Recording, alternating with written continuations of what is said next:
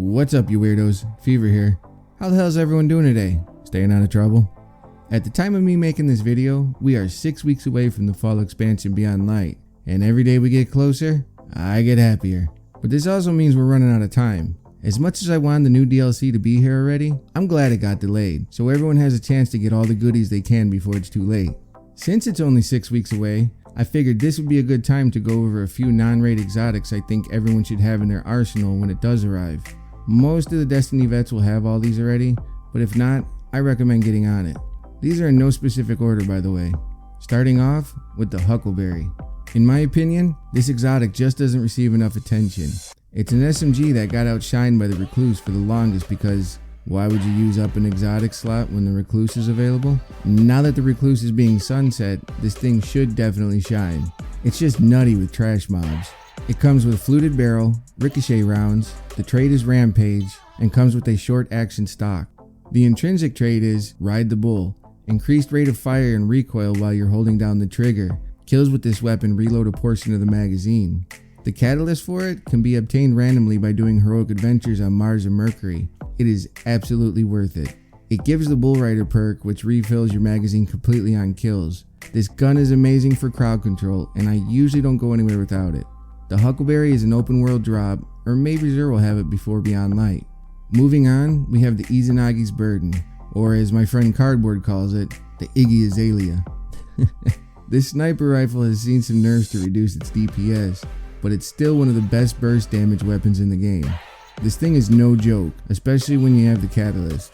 It's a top tier weapon even after the nerf, so just imagine how much it would shine if Bungie started nerfing other weapons down the road.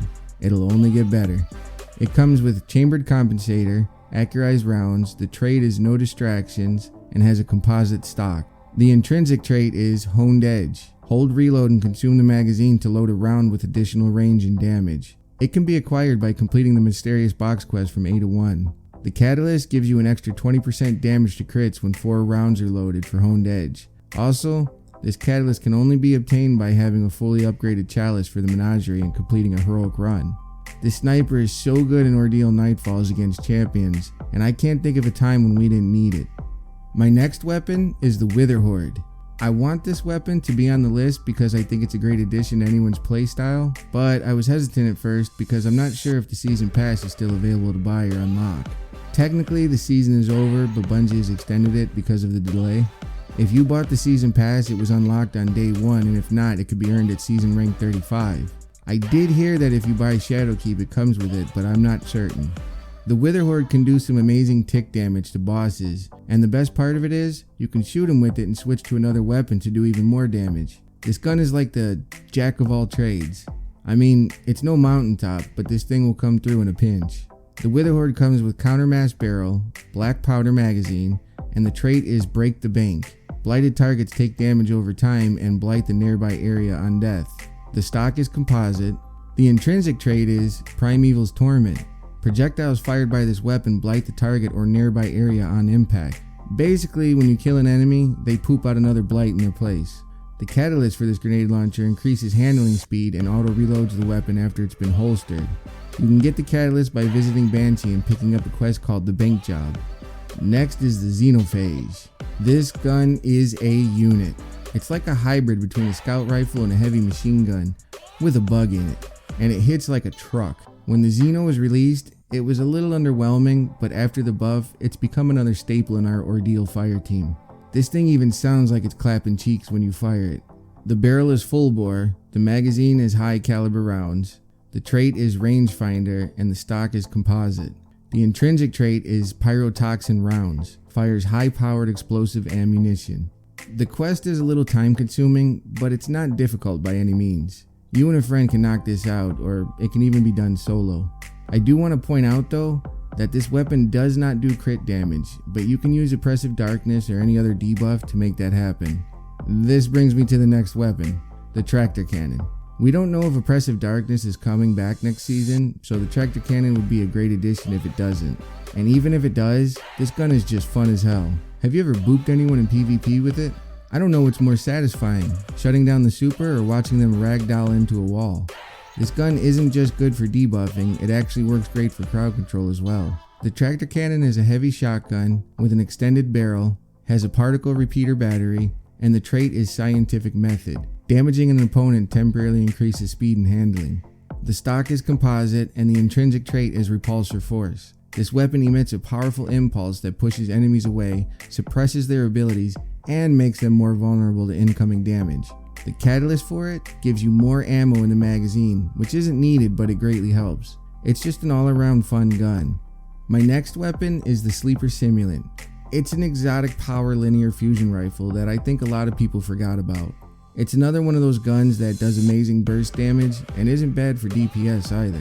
I personally love this weapon and I recommend everyone having it, but I put it on this list as a substitute to the IZANAGI or XENO if you cannot acquire those. It has polygonal rifling, the magazine is flared magwell, the trait is moving target, and the stock is composite. The intrinsic trait is Dorn Roshan, and I'm probably butchering that. This weapon's laser overpenetrates enemies and refracts off hard surfaces. I can't tell you how satisfying it is to hit a crit with this thing. And who doesn't love laser beams? This weapon is a long quest to Mars that I hated. I even think I cursed Bungie's name in vain at one point, but I'm happy I got it. The catalyst is only obtainable from Spire of Stars raid on Leviathan. Unfortunately, both Mars and Spire of Stars will be vaulted when the expansion drops, so try to get it beforehand. The next weapon is the Whisper of the Worm. It's another sniper that has seen some nerfs in its life, dating all the way back to D1 when it was the Black Hammer / Black Spindle.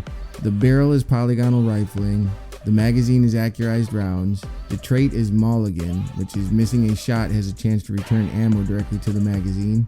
It has a fitted stock, and the intrinsic perk is White Nail. Higher base precision damage, rapidly landing 3 precision hits will refill the magazine. It used to pull the ammo out of thin air, but now it takes it from your reserves. Despite all the nerfs and metas, this is still one of my favorite weapons for DPS.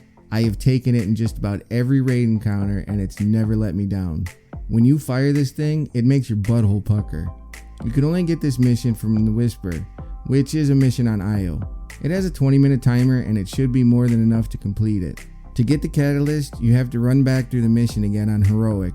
Now to progress the catalyst, you have to run it again. There's some secret chests that'll give you progress, and actually completing it gives you a little as well. I think no matter what Beyond Light throws at us, these will be some of the top contenders for just about any activity. They've tested tried and true and haven't failed me yet. Let me know the weapons you're looking forward to dragging into the fall expansion. If you found this video helpful, leave a like, subscribe, you know the spiel, and as always, just be good to one another. Thank you.